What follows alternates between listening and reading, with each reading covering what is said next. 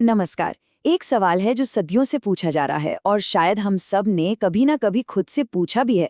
आज हम उसी सवाल की तह तक जाने की कोशिश करेंगे और हमारा रास्ता दिखाएगी एक बहुत ही खूबसूरत कविता। और वो सवाल क्या है? हाँ, वही सवाल, मैं कौन हूँ? सुनने में तो बस 3 शब्द हैं, है ना? पर जरा सोचिए, इन 3 शब्दों में ही तो हमारे होने का, हमारे अस्तित्व का पूरा राज छुपा है। तो इस खोज में, इस सफर में हमारा साथ देंगी कवयित्री संगीता जी। उनकी एक बहुत ही गहरी कविता है जिसका नाम भी यही है, मैं कौन हूँ। तो चलिए देखते हैं कि इस विश्लेषण में हम कहाँ कहाँ से गुजरेंगे। सबसे पहले तो हम पूरी कविता को सुनेंगे, उसे महसूस करेंगे। फिर हम समझेंगे कि कैसे ये कविता हमें खुद से ईश्वर तक का रास्ता दिखाती है। उसके बाद एक बहुत ज़रूरी बात पर गौर करेंगे, जानने और उस रास्ते पर चलने में क्या फ़र्क है।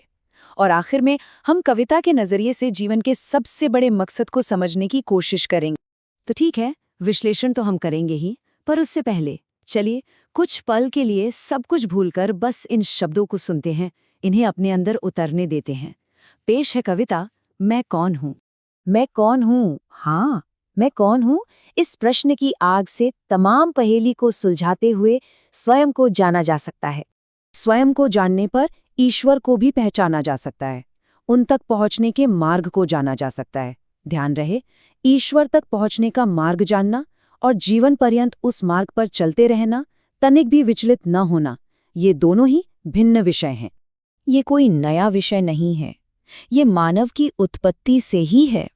यही मानव जीवन का मूल उद्देश्य है, या यूं कहें कि ईश्वर में ही समाहित होने को मानव को दिया गया एक अवसर है, और इसी मूल उद्देश्य से हम सब विमुख हैं। वाह, कितनी गहरी बात कह दी इन कुछ पंक्तियों में। वाकई सोचने वाली बात है।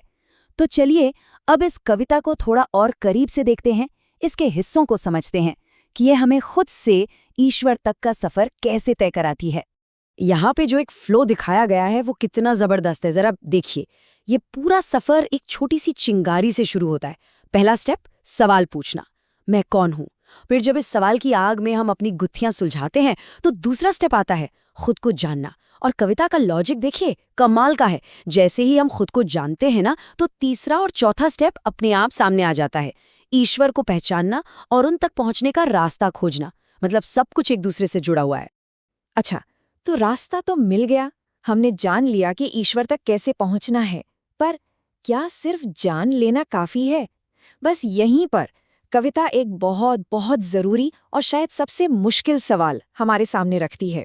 और वो फर्क यहाँ एकदम साफ है। एक तरफ है रास्ता जानना, ये तो ऐसा है जैसे हमारे पास एक मैप आ गया हो, हमें पता है कि मंजिल कहाँ है। और दूसरी तरफ है उस रास्ते पर चलना, मतलब असल में उस मैप को लेकर सफर पर निकल पड़ना और पूरी जिंदगी बिना भटके उस पर चलते रहना। एक सिर्फ जानकारी है और दूसरा है अनुभव, और इन दोनों के बीच जमीन आसमान का फर्क है। कवयित्री तो हमें सीधे सीधे मानो जगाते हुए कहती हैं कि ध्यान रहे, मार्ग जानना और जीवन पर्यंत उस मार्ग पर चलते रहना दोनों ही भिन्न विषय हैं। ये एक तरह की चेतावनी है कि असली चैलेंज किताबें पढ़ना या बातें जानना नहीं है। असली चैलेंज तो उस एक बात को पकड़कर उस पर चल पड़ना है। चलिए अब कविता के आखिरी हिस्से की तरफ चलते हैं, जो शायद सबसे ज्यादा दिल को छूने वाला है। ये हिस्सा बात करता है हमारे होने के असली मकसद की, हमारे जीवन के मूल उद्देश्य की। तो आखिर ये मूल उद्देश्य है क्या? कविता के मुताबिक ये सिर्फ जीना, मरना, खाना पीना नहीं है। नहीं, ये तो हम इंसानों को मिला एक खास मौका है, एक अपॉर्चुनिटी है। बिल्कुल वैसे जैसे एक नदी बहते बहते आखिरकार समंदर में मिल जाती है, वैसे ही हमारा उस परम चेतना में मिल जाना जहां से हम सब आए हैं। और कवयित्री ये भी साफ करती है कि ये कोई न्यू एज फिलॉसफी या नया विचार नहीं है। अरे ये तो उतना ही पुराना सच है जितनी कि खुद इंसानियत। ये खोज तो समझे हमारे वजूद का हिस्सा है शुरू से ही। और फिर कविता उस सच पर आकर खत्म होती है जो शायद हमें चुभ सकता है। सोचिए, इतना बड़ा मकसद, इतना सुनहरा मौका, और इसके बावजूद आखिरी लाइन क्या कहती है? और इसी मूल उद्देश्य से हम सब विमुख हैं। हम सब, कोई एक नहीं बल्कि हम सब ने इससे मुंह फेर रखा है। और बस यहीं पे ये कविता खत्म हो जाती है, हमारे हाथ में एक आईना थमाकर और एक बहुत बड़ा सवाल छोड़कर। क्या ये बात सच है? क्या हम सब अपनी रोज की भाग दौड़ में, अपनी छोटी बड़ी चाहतों में उस एक सबसे जरूरी खोज को भूल गए हैं, खुद को खोजने की? इस सवाल के साथ और इस खूबसूरत कविता की यादों के साथ आज का ये सफर यहीं समाप्त करते हैं।